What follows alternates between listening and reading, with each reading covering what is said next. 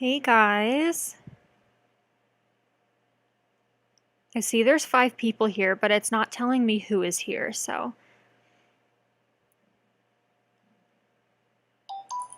If you guys can hear me okay, please let me know. I turned the game audio off. I'll explain why you're seeing what you're seeing right now in a minute, but I want to give everyone like a minute or so to log on.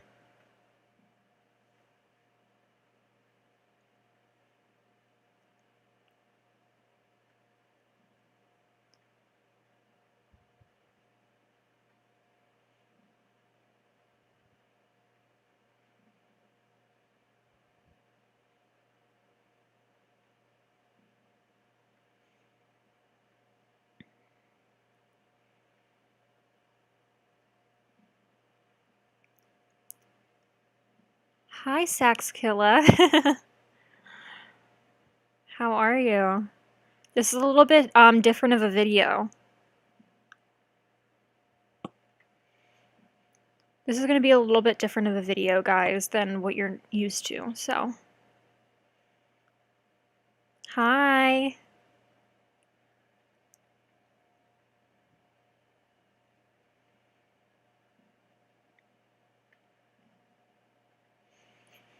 Okay, did I lose connection or something? Because it says I lost everybody. I'm doing good.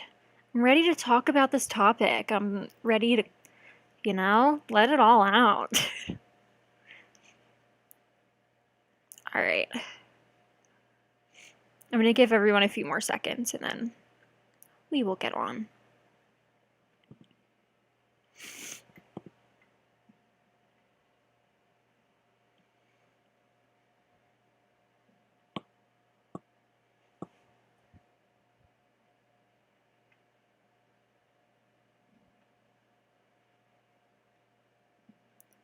Just going to double check and see if anyone is having issues. Hi, Madeline. How are you?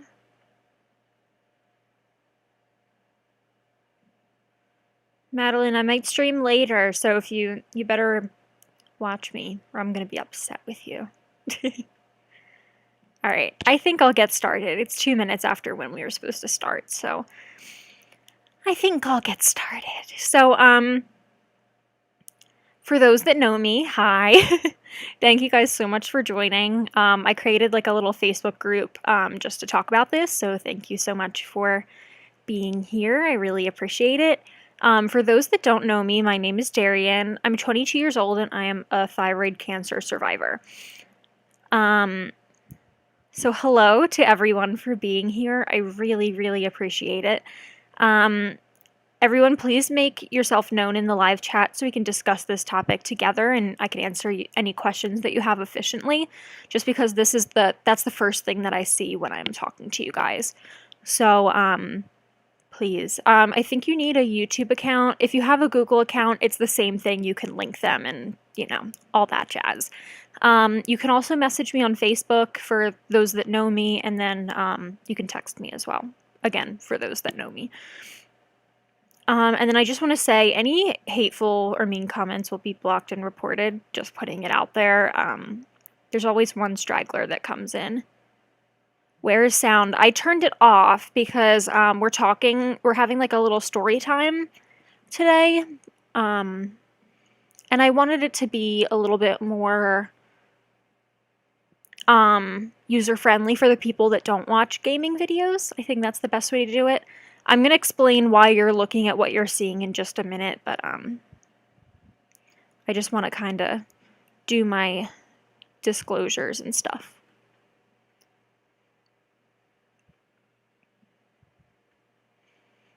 So,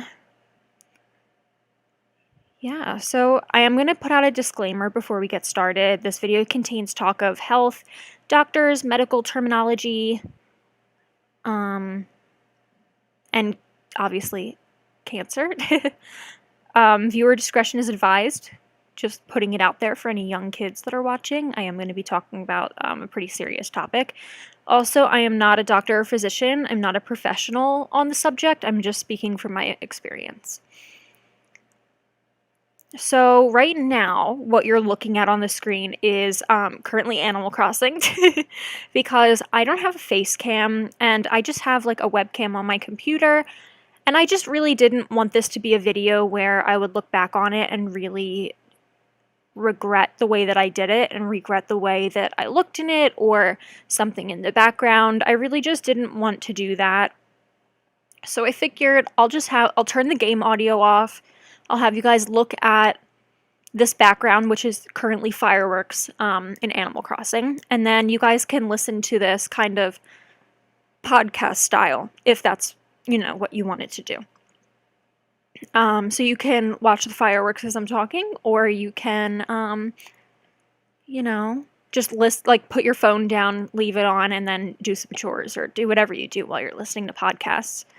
But yeah, hopefully you guys can hear me okay. Because I muted the game audio, but I don't know if you guys can hear me. I think so, because people are responding to me. But I just want to double check. Madeline, you're playing Roblox. That's so cool. Alright, so I'm going to get started then. Talk about the basics of it and kind of explain to anyone that doesn't understand quite what thyroid cancer is or what a thyroid is, just giving you a little bit of backstory. So what is a thyroid? A thyroid is a butterfly-shaped gland in your neck in front of your throat that controls hormones and metabolism. Your thyroid affects every organ in your body, so if it malfunctions or something isn't right, it can throw anything and everything off. It's very important that your thyroid is functioning.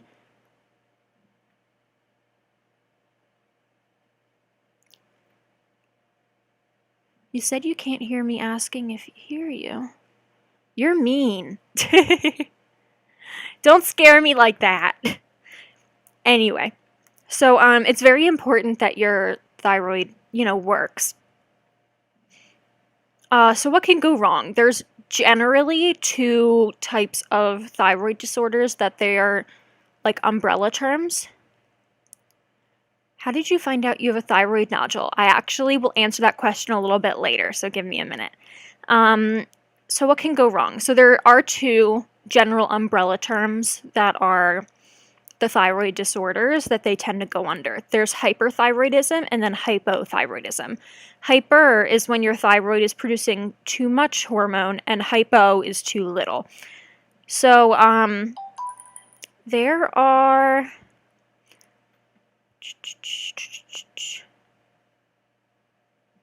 Let's see. So there's a medication called levothyroxine or Synthroid, and that's used to treat hypothyroidism. And then I don't know how to pronounce this, but I think it's Tapazole. I think that's what it is. That treats hyper, at least from what I saw from my research.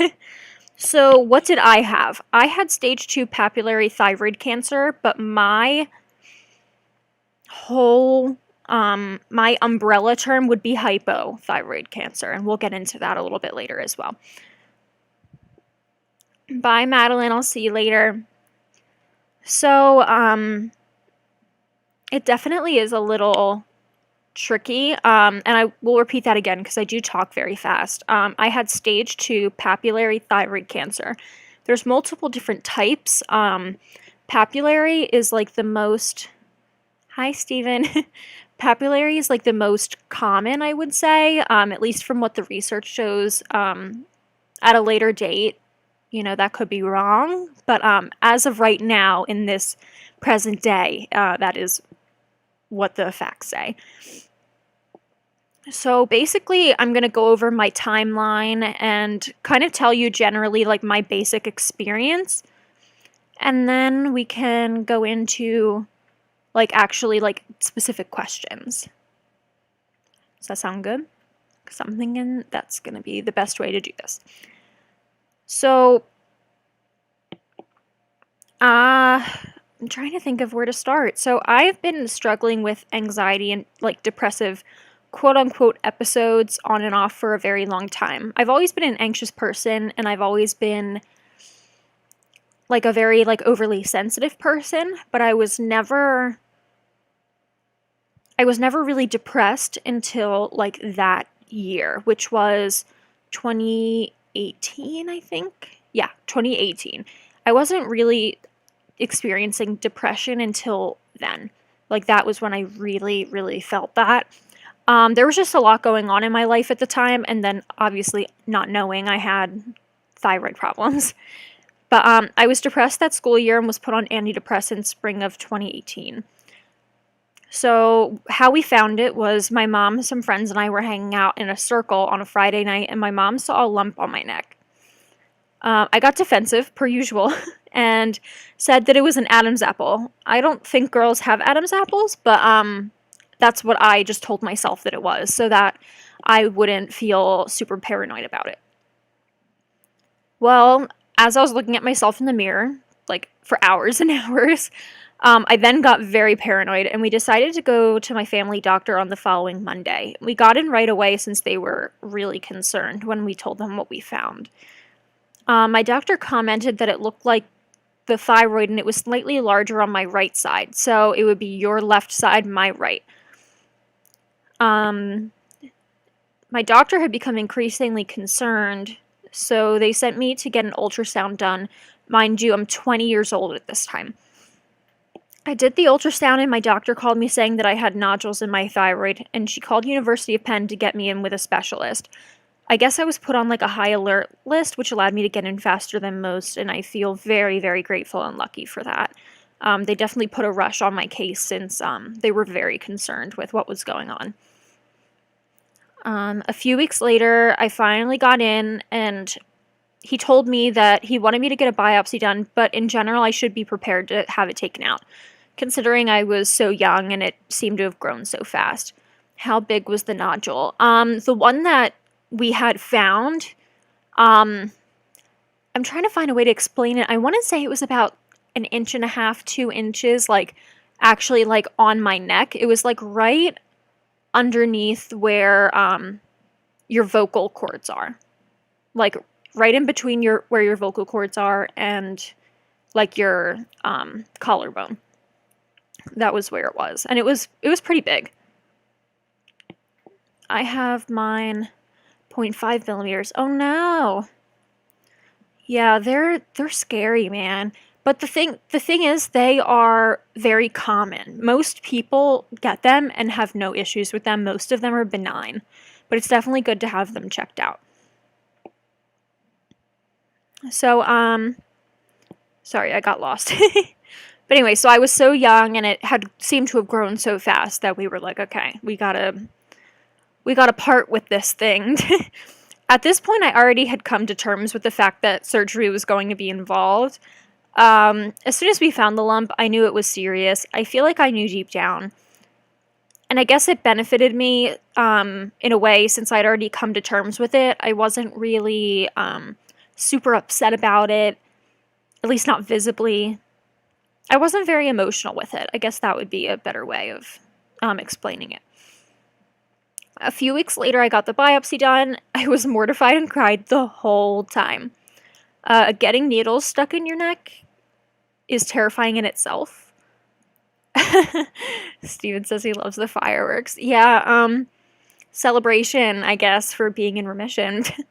But yeah, so I was like crying. It was crazy. It was probably like one of the worst experiences in my life, and I've had surgery and things multiple times, and that biopsy was the worst. Absolutely.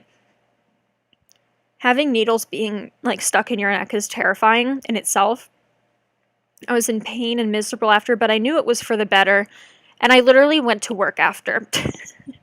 They told me to take off for a few days. I refused to do so, so I went to work and had ice packs like taped to my neck, which was a lot of fun.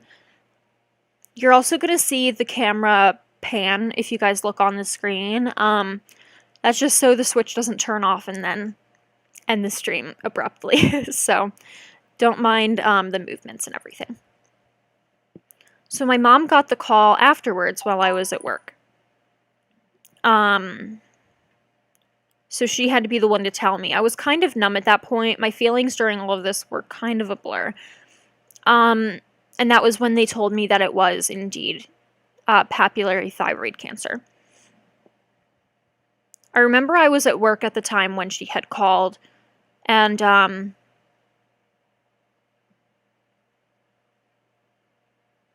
last time I was checked was 3 years ago. I am so scared. My appointment's tomorrow. Oh my gosh. Well, please keep me posted. My Instagram is darian.crossing, so please DM me and keep me updated, okay? So, sorry guys, I do talk really fast. If you need me to slow down, please let me know. And then so basically after she told me that I had cancer, I kind of I felt really weird. I didn't want to tell people that I had cancer because I didn't want people to feel bad for me. But at the same time, I really should have taken better care of myself during that time. I don't know. It's hard to explain. I really did I didn't take a lot of time off work because I worked in retail. I kept going in even when I felt tired, even when I felt awful. I kept going, and I probably should not have done that. But write down your Instagram. I'm going to write it in the chat.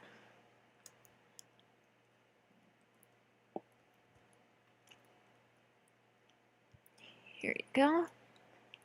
I just sent it in the live chat. So,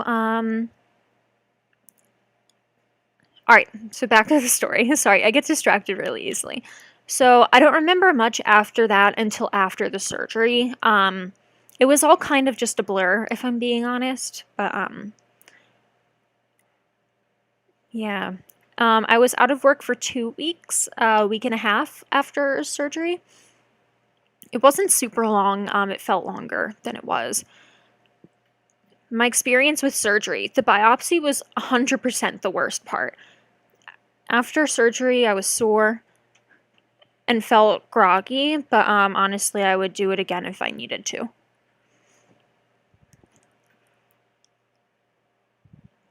I'm trying to think. I was in overnight. I remember that. I spent one night in the hospital. I remember I was in a lot of pain, but it wasn't as bad as I've had 2 knee surgeries, technically 3, but 2 major knee surgeries, and I wasn't in that much pain as much as the knee surgeries were, but I was definitely in pain. Your neck is kind of bent backwards during surgery, so my whole chest and my neck were very sore afterwards, understandably, you know. But honestly, I took some pain meds, I took a lot of naps, you know. I really, it wasn't too bad. Maybe that's me just looking back on it and not really remembering all the bad parts, but genuinely, if I had to do it again, I 100% would. And I'm, not a very, I hate to say this, I don't love surgery. I've had a lot of surgeries, and they were probably, the best sleep of my life when I did have them, but I don't, condone taking surgeries, that aren't necessary, obviously. But, if I had to do it, I would do it again. Steven said she was very loopy after surgery. It was kind of funny. Yeah, that's my boyfriend, if I mentioned Steven at all, guys. For those that know me and don't know me, you know, Steven is my boyfriend. Yeah, I was very loopy after surgery. It was a good time. I remember they gave me an ice pop, and it was, the best day ever. Olivia says you're a trooper. Thank you. I'd like to say I'm a trooper, but I also would like to say that, you know, I'm a human, and, you know, we all go through things. And I feel like for me, it seemed like that was, I don't know if, what I'm trying to say is, I feel like, I know the depression probably was a side effect from my thyroid being out of whack and everything, but I genuinely kind of feel like the experience brought me out of it, in a way. And I'm not saying in any sense, cancer, like, cures depression or whatever. That is not it at all. It's just, for me, like, going through it, it made me have a much more appreciation for the life I was given and the life that I have. Steven says, when she got that popsicle, her face lit up like a Christmas tree. That is very true. So, but yeah, so hopefully I explained that, well. I would hate for anyone to think any other way other than, you know, what I'm trying to express. So, during surgery, they also took a few lymph nodes and blood vessels to see if it spread. And unfortunately, it did. It was only in the neck region. I ended up getting a scan to see where it was. And I remember it was super creepy. Like, we were just sitting in a hallway. It was very weird. I had to start a low iodine diet. I remember that. And I'm going to talk about the diet in a little bit. So don't worry about that. That's in like a separate section. But I was on something called the lid diet, which is a low iodine diet. And I remember being in the room and I was so nervous. I was so nervous, so like spooked. It was the worst, literally. They had me lay down and then there was just this big, like, it looked like a giant magnet almost, like a big binder from school, but it was flat and it was like made out of plastic or something. And it literally hovered maybe like an inch over my skin, my whole body, going from like toe all the way up to my head. And I remember being able to see the computer a little bit. And I just remember seeing so much lighting up. And I kid you not, I literally felt like I was going to throw up. Like, my mom was with me. She wasn't in the room at the time, but afterwards I told her that I could see a lot was lighting up, and I was really nervous. I was crying. You know, I don't think that, you know, patients are supposed to look at the screen. It was kind of turned a little bit so that I could. Like, it was right next to a window, so the angling of the screen onto the window, I could see the reflection. And dude, I was a mess. It was the worst. Doctors, please turn your screens around so people can't see them, because that made me like literally feel awful. And I know they couldn't tell me anything. They couldn't be like, "Oh, you're fine," because I wasn't fine. You know what I mean? Like, everyone's definition of fine is different. So they couldn't come up to me and tell me anything, because they didn't even know at the time. It was just the scan.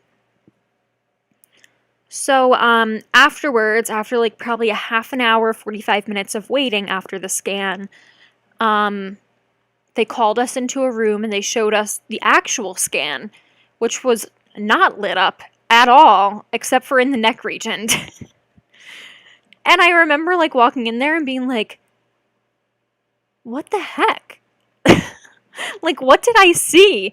And then they said that, like, you naturally have iodine in your body, and that's what shows up on the scan. That's why you go on the low iodine diet, so that way, because thyroid cancer is attracted to iodine. So basically, like, any iodine, natural iodine that you have in your body is going to go to those cancer cells. But you naturally have a little bit of iodine all in your body, naturally. So, of course, when she was regularly scanning me for iodine, my whole body lit up.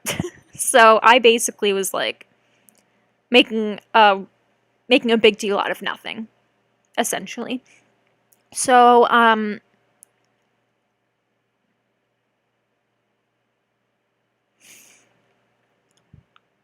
yeah, sorry, I got distracted.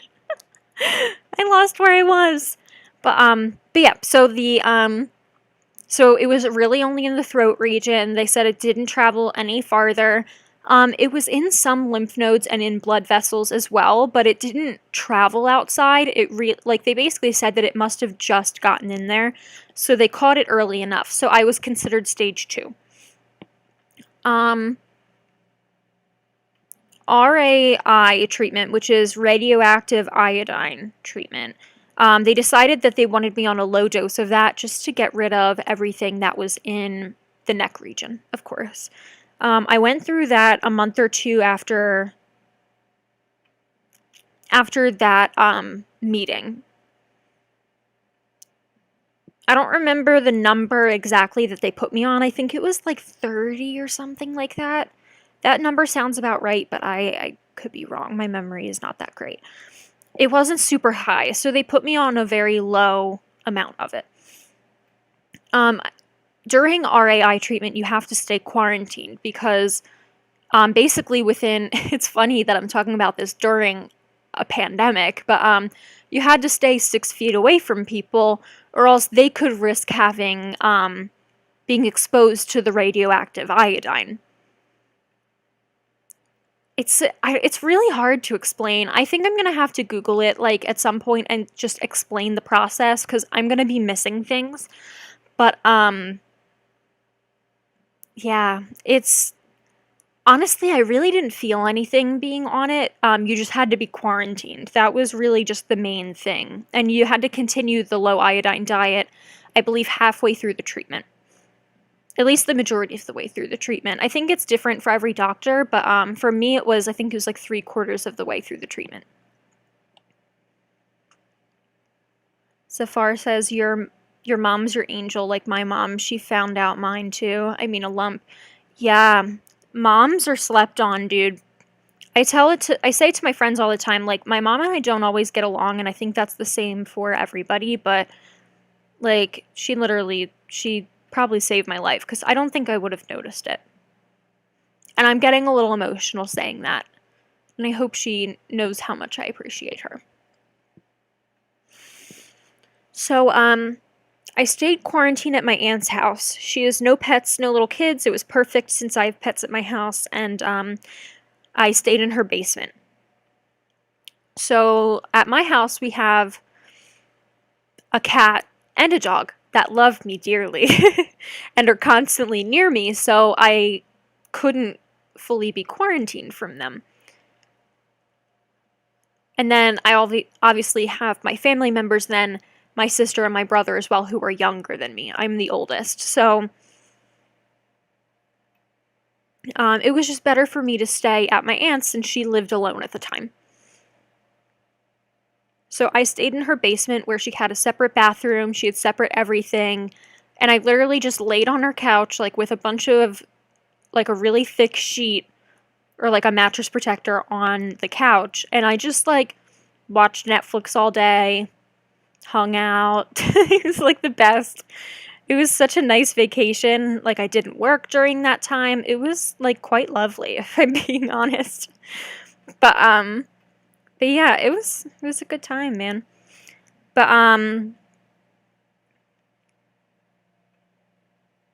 my favorite food on treatment was taco stuffed peppers. I did want to mention that because that was absolutely the best. Look it up, dude. All you have to do really to follow the low iodine diet is you can't have any like pre-cooked breads. You can't use any salt with iodine in it. So you have to basically cook everything yourself. There's so many wonderful websites. I linked a few of them in the description. I tried to link as many as I could remember at the time. But there is one called, I think it's Lid Life. It's like Lid Life Community or lidlife.com. And they just have, you literally can just look up certain types of foods and they will tell you which ones are safe for the low iodine diet and which ones are not, which is wonderful because it's so hard to find, you know, there's so many foods that have so much iodine in it and you don't understand, like, you don't really notice it until you actually have to look for it. So we made so many different types of food. I had these very bland crackers with like no iodine peanut butter. It was literally the worst. I felt like I was eating cardboard. And then we had a bunch of other stuff as well, but I remember before I actually went on the treatments, before I was supposed to be quarantined from people, I remember I went on a double date with my friends, and we were actually originally going to go out for Italian, but I was like, hey guys, like I'm actually on this diet. I can't eat like pre-made food. Is it okay if we just hang back and make the pasta ourselves? And they were like, oh my god, yeah, like let's do it. So we just like put on a playlist, had a fun time, and we made the sauce like ourselves. And it was a lot of fun. It was a lot of fun to like, I'm like not really a big cooking person, so it was really fun to just like kind of read about foods and just see like, it made me very aware of what I was eating, if that makes sense. Like it made me really turn and learn the ingredients and the order of the ingredients and what they all mean and everything like that. And I honestly could do an entire video on that, but I'm not going to because nobody wants to hear that. So, I'm trying to think if there's anything else that I want to add about the diet. So I had to be on the diet, I believe, for 2 or 3 weeks before my scan. And then I had to continue to be on it during, while I was waiting to get the treatment, and then I had to continue it for 3/4 of the way through my treatment. So I was on the lid diet for quite a while. It felt very long, especially someone that is used to eating like pizza bagels and just like grabbing a jar of peanut butter and like dipping some apples in it. Like it's very different for me to actually have to physically cook something and cook a real meal because most meats I couldn't have. It was difficult, but it really did teach me a lot, so I'm very grateful for it. So, and then I guess the end of my timeline really is, it was a really long waiting game. Hold on. I just had an idea of something else that I wanted to talk about after this. But, about a little over a year ago, I got the okay finally from my doctors that I was in remission. So I've been in remission for a little over a year now, thankfully. I'm very happy. It was just a relief. We had been waiting for so long to hear those words from my doctor because with the treatment, it, like, from what I understand, it puts an antibody in your system, and like that will come up and screw up your blood work for a while. I think that's the right terminology for it. So every time I would get my blood work done, the antibody would be present, so they really couldn't tell whether or not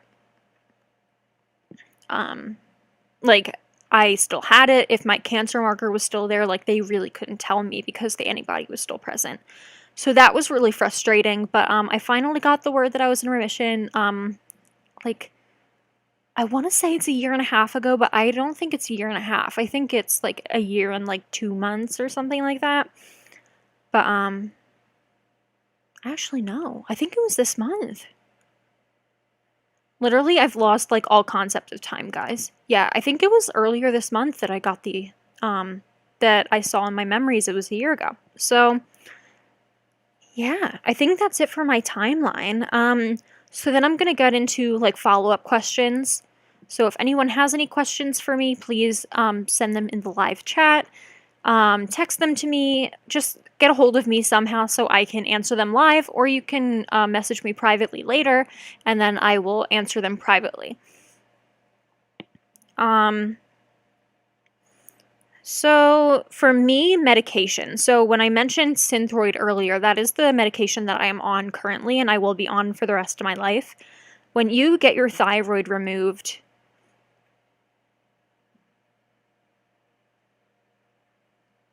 When she told me she was in remission, I was so happy, and it's closer to a year. Yeah, it was literally like, I think it was this month, like earlier this month, that it was a year ago.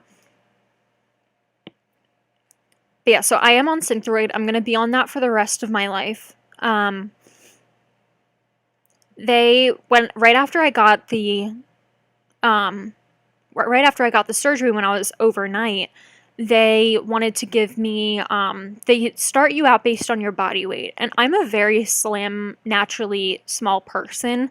I'm 5'7", and I believe at the time I was like 115 pounds. So they started me out on 80 micrograms, which is pretty low. But for somebody who just has hypothyroidism and still has partially of a functioning thyroid, they usually are on less. So it was still a very significant amount, but it wasn't enough.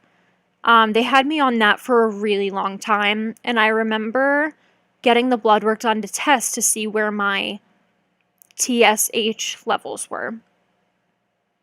And that stands for thyroid stimulating hormone. Correct me if I'm wrong, but that's what I have written here, so I'm hoping I looked that up earlier. So, but yeah, and I remember my doctor called me up like the next day, and usually it would take a few days to get back to me on like what my numbers were and everything. He called me so quickly and was like, I don't know how you're still functioning. Your thyroid levels are so low. I'm increasing you like tenfold. And I was like, okay.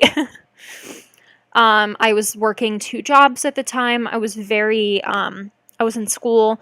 I just had no time to not function. So I was just constantly moving, constantly doing things, and I really did give myself a little bit of burnout. I can be honest and say that. So they increased me from 80 to 100, and then 100 was not enough, and then they eventually increased me to 125 micrograms, and that is what I'm still on today.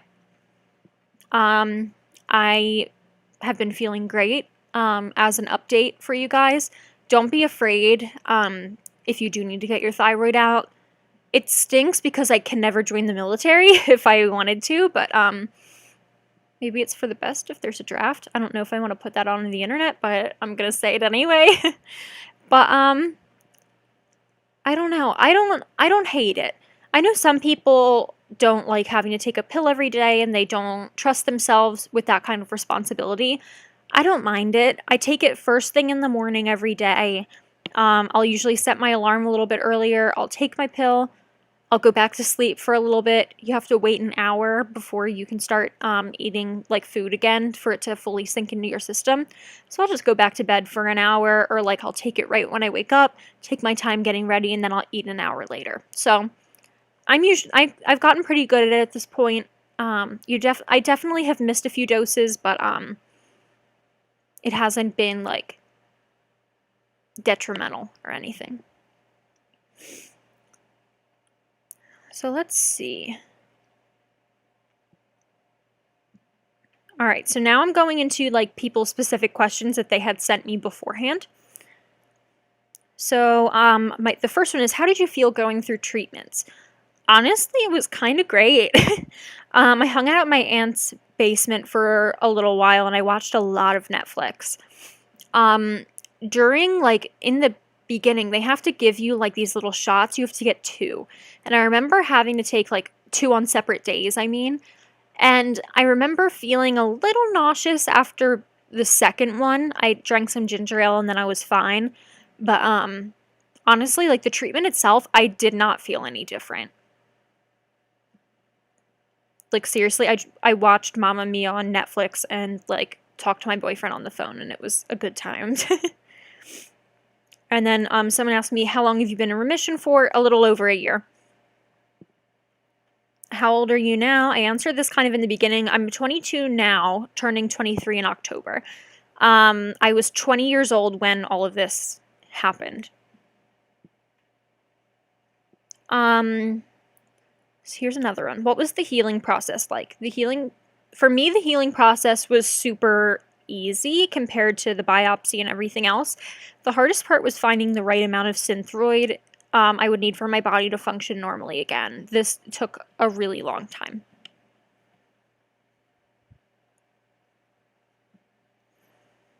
And then,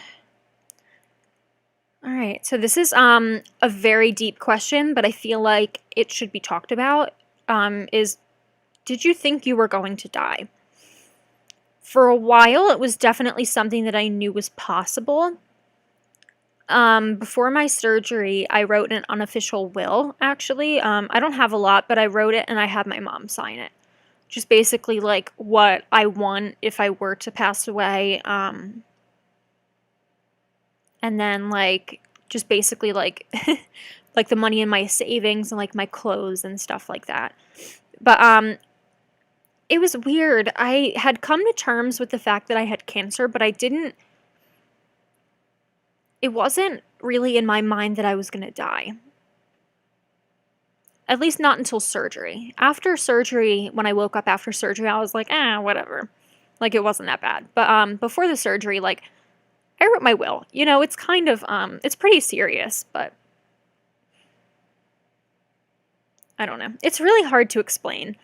It's one of those things that if you're not experiencing it for yourself, it's going to be difficult to kind of wrap your head around. Another question is, what keeps you up at night? Or what thoughts kept you up while going through that?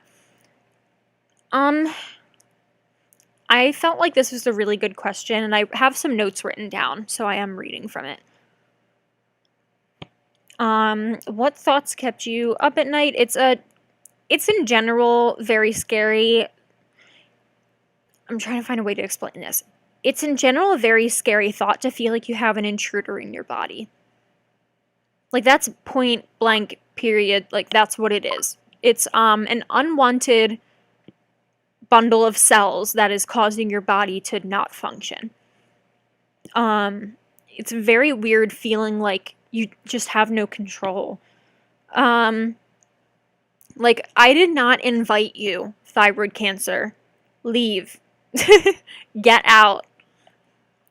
You don't pay rent. Like, you don't give me anything. Like, get out. It's like that's just the way I look at it now. I obviously didn't laugh about it at the time, but I laugh about it now because I soften everything with humor. But I just had no control over my life at that point, and that was probably the worst part.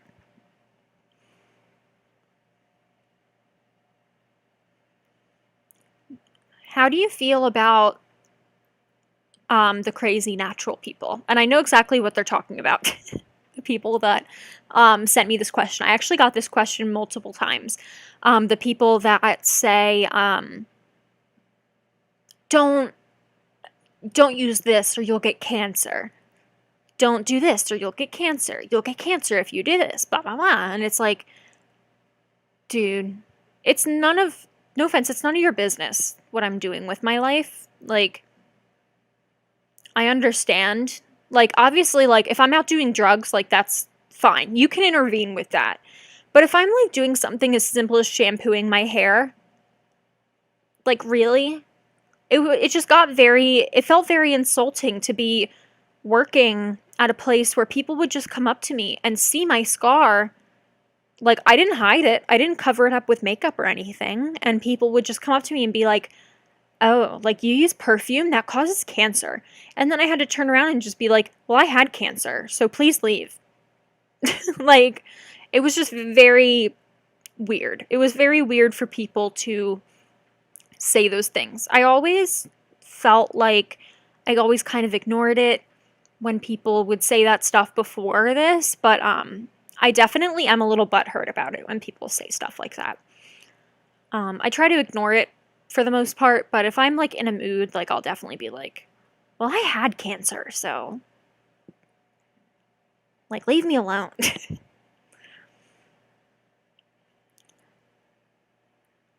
That had to have been crazy writing a will. Yeah, it wasn't super official, like, it wasn't seen by a judge, or it wasn't official. It's literally like a piece of notebook paper that's just in my drawer that my mom signed. But it was definitely kind of crazy, like, just it really puts things into perspective. Like, you're sitting there and you're basically like signing all of your belongings away. Like, once you're not here, like, you don't take any of that with you. You don't take clothes with you when you die. You don't take money. So all of that has a place to go after you're gone. It's just really hard to wrap your mind around. It's very interesting. But again, it's one of those things that I don't think anyone can truly grasp it until they go through it themselves. But it's definitely a crazy experience. And then I got another question that says, do you feel differently towards people and life now that you've gone through this? In general, not necessarily the crazy people. Yes and no. That's my answer to it. Yes and no. I feel some type of way when people compare cancers and try to undermine thyroid cancer, saying that it's not as bad. Cancer is cancer. It's scary, it's real, and it's a struggle. And then I have a note written here about the product stuff. I just feel like people who take amazing care of themselves can get cancer. It happens. Like, I always say that life is too short to be unhappy, and I allowed myself to be unhappy because I felt like I needed to be, because I was so young at the time. Like, this is the time that you're supposed to be stressed and working like crazy. So I allowed myself to be happy for so long, and just doing school, working full time, I was tired, and it was a wake up call for me, 100%. But do I feel differently towards people in life? No. I definitely notice fake people more. Like, a lot of my coworkers that never really spoke to me before would come up and hug me when I would tell them, or when they would find out through somebody else. Like, it was a little weird. But and it definitely was a wake up call for me when after the fact. How did you pay for everything? Surgery, doctor's appointments were paid for by my parents for the most part, and a group of close friends through a fundraiser for me, so that I was able to cover the majority of the bills. I am still paying off for my treatments, and it's sometimes hard to keep up with, but I'm okay. And then someone else asked, are you still paying off bills from hospital and treatment? Yes, 100% yes. I started a Patreon account, and then I also have a Venmo. Not trying to plug myself, but I was hoping that through my Patreon and during my gaming and stuff, I can supplement my income that way while also providing gaming content for people on my Patreon. So I do have that linked below, but obviously it's not necessary.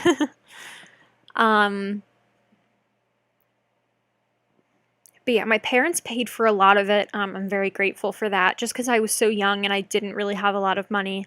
And I was also I am paying for school out of pocket. I worked 2 jobs. Actually, technically multiple jobs, because I had other side gigs going on at the time as well. But I had 2 main jobs. And that was a lot to keep up with. And then I do theater, so a lot of my close theater friends threw a fundraiser for me. And that was really wonderful. Take advantage of your Discord server too. I honestly have no idea how to make money off of Discord. I just have no idea how to do any of that stuff. I don't really understand Discord a ton as of right now. I'm trying to work on it, but it's a struggle. So I've talked about everything on my list. I didn't expect it to be this short. Oh no, I skipped over 2 things. Okay, I'm not done yet. So, someone asked me, how did your boyfriend react to all of this? He was so deeply saddened. He's my rock, so he tried really hard to stay positive the entire time. I'm sure he was terrified, but he didn't show it. And he was such a blessing to me, because I was literally a mess. I'm very grateful that someone was able to stand by me, as well as my family, to be able to be there for me during this time. But yeah, he's amazing, and so are my family. And then my last question that I have, I think it's my last question. Yes, is my any weird stories? Or just like very like weird things that you wouldn't expect. Um, and I had to talk about, my friends and family know this, is my barbecue Pringles story. So I used to work at Walgreens. I was working at Walgreens at the time during all this. And I would eat barbecue Pringles nonstop. Literally, as soon as my treatment was over, like my RAI treatments, and at the time, like we were trying to figure out, like, okay, is the cancer gone? Is it not? And I guess at the time it was, but I hadn't fully been told that yet. I could not stand to eat them. It's insane. Like, I even try to eat them now. Like, I'll like one, but I can't stomach them. I just can't eat them. I don't know what it is, but I can't eat barbecue Pringles. So if you ever see me in real life, please don't bring me barbecue Pringles. Can't eat them. It's a bad time for me. Shout out to your support system. Absolutely. My support system has been absolutely wonderful. I do plan on keeping this video a public one, just because I know there are people that are out there that don't have this. They have questions. And when I was going through this, there weren't a lot of answers. And I feel like talking about my experience online is just, I feel like, going to be the best way for people who are also in the same boat as me can go on and just kind of hear other people's stories and kind of get an understanding of what they're going through. Just for me in general, it was very, I would Google things and I could not find solid answers. Like, everyone was kind of contradicting themselves, and it was very interesting. My doctor would say something completely different than what I saw on the internet. It was just really crazy. I'm sure you'll be okay. Long, happy life ahead of you. I greatly hope so. I will obviously, like, make, like, a big post when I'm, like, officially cancer-free. But as of right now, I'm in remission, and I'm feeling pretty good, so we'll see. And then Steven says, I will say this whole experience was very frightening, and I really thought I was going to lose you, but I didn't. So, yay, I love you. I love you, too. It's weird because I look back on it, and it doesn't really feel real. I think that's, like, just what's on my mind right now, is that I look back on it, and it almost felt like a dream. Like, it just felt like it didn't actually happen to me. You know what I mean? But I look at myself in the mirror every day and I see the scar from getting my thyroid removed, and then it's like a reminder, like, yes, that did happen and you're strong. And I just live by the saying of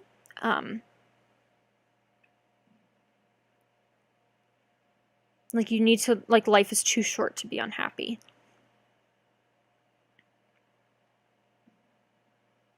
Genuinely. Life is too short. I'd rather, at this point in my life, like, I was very money driven for a really long time, and just at this point, even a few months ago, it was slightly different, but I don't know.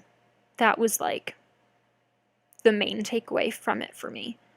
I was very money driven for a very long time, and now I'm kind of, like, in the mindset that, like, obviously it's not cool to be poor and broke, but it's better to be happy than to have, like, a lot of money. I think that's the better way of saying it. Do you know your nodule characters, cystic or solid, hypoechoic or hypoechoic? I don't know. Let me actually go on my doctor, like, website stuff, and let me see if I can find anything.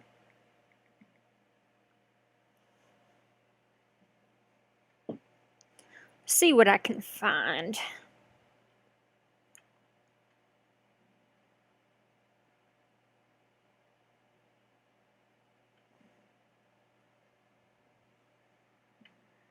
Okay. Let's see. Test results.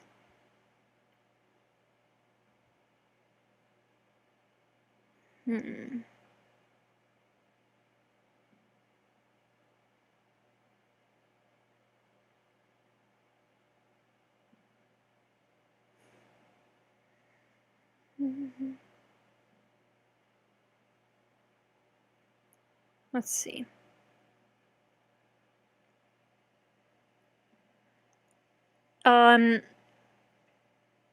It says, I agree with the original report, which documents a solid right thyroid nodule with multiple calcifications measuring approximately 11 by 23 by 26 millimeters that is highly suspicious for papillary thyroid carcinoma. There's an indistinct border. And then this one says, the left lobe contains a predominantly solid isoechoic. Not sure what that means. With irregular rim, which could also be a neoplasm, but it wasn't.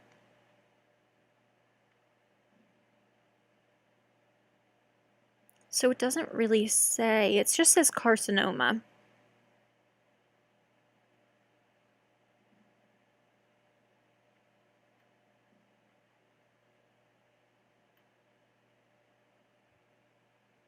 And it just says here, impression, the right-sided lesion is highly suspicious for papillary thyroid carcinoma, and FNA is recommended, which I believe is getting it taken out, is recommended. If the lesion is positive, biopsy of the left-sided lesions would not be necessary as the patient would require a near-total thyroidectomy. So yeah. That's what I'm seeing. So let me go specifically to the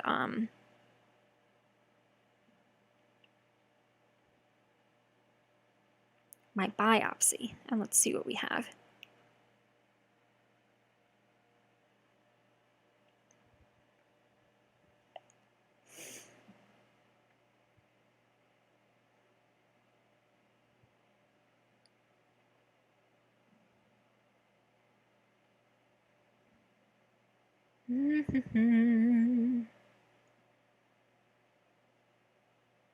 Yeah, it just says the same thing, that they took a biopsy of my whole thyroid and everything like that. And they said obviously it was highly recommended that I get it removed. You said solid like mine. I'm so stupid that I skipped 3 years without checking. Honestly, like, it's not something that you think about. And thyroid nodules tend to be very slow growing, if they grow at all. Sometimes they just pop up and then kind of go away.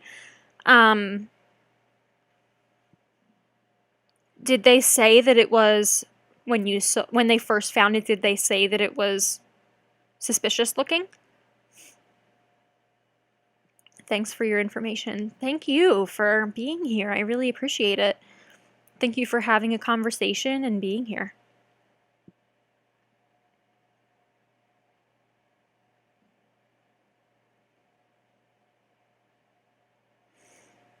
I had a lot of tests done. Like a lot. But it's been crazy. I'm happy that I did it though. It's so important to be an advocate for yourself and to be aware of what's going on in your body. It's very important. Because at the time, especially because I was so depressed, I wasn't taking care of myself. I wasn't it was to the point where like I didn't wash my face every day, which that's something that I do twice a day, every day. Like that's something that I actually really enjoy doing. So that's something that's really important to me. And they said small for biopsy. So did you end up having a biopsy done? And was it, if you did, was it malignant or was it benign?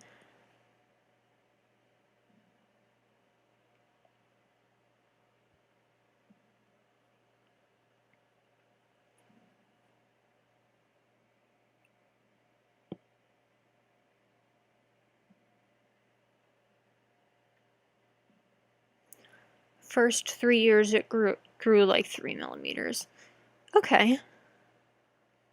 Well, if you think about it, like millimeters are pretty small.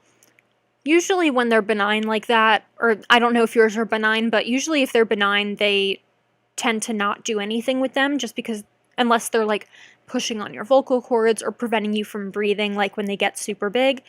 But no, never had one. If you do, don't psych yourself out as much as I did. They will numb you. You'll be okay. You'll feel a little uncomfortable because you'll be swollen if you do, but honestly, I did nothing but psych myself out, and it made it so much worse for me. But good luck at your appointment tomorrow.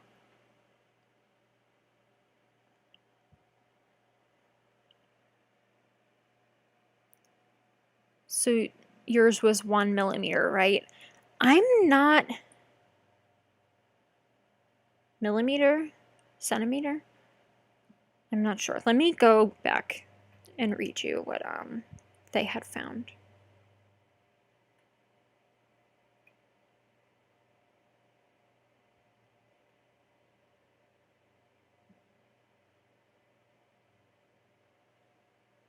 I'm scared of the biopsy part too. I was so much, and it was not bad.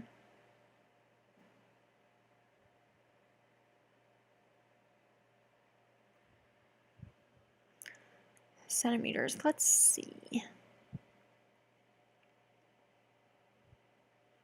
Scroll, scroll, scroll. US thyroid. Here we go. I'm trying to think of centimeters. So, centimeters, it looks like it was, because it says it in millimeters, I'm trying to do the math. So, centimeters, it would be 1.1 by 2.3 by 2.6 centimeters. And then I had another one that was 1.4 by 1.7 by 0.6 centimeters, which was the one on the left. And then they found another one in the left, but they found that one later after the surgery, so they never measured it. And then there was one in the middle that was 0.4 by 0.5 by 0.6. So that one was really tiny. And that one had just started growing in the middle.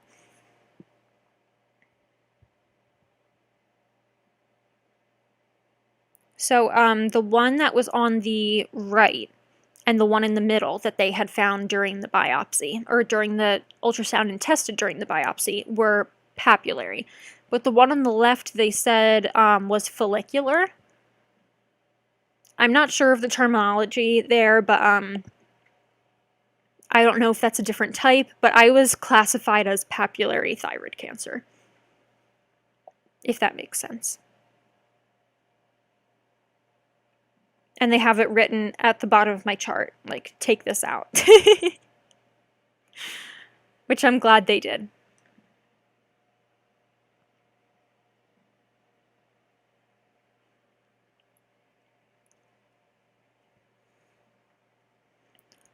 I'm hanging around to see if anyone has any other questions.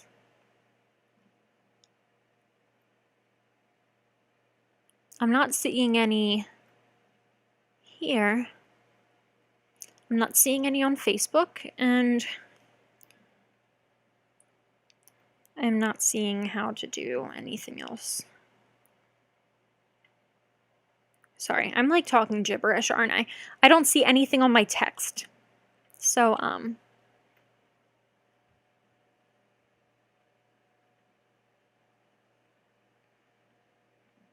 hearing from you makes me feel like we can make it either way. Thank you for your experience.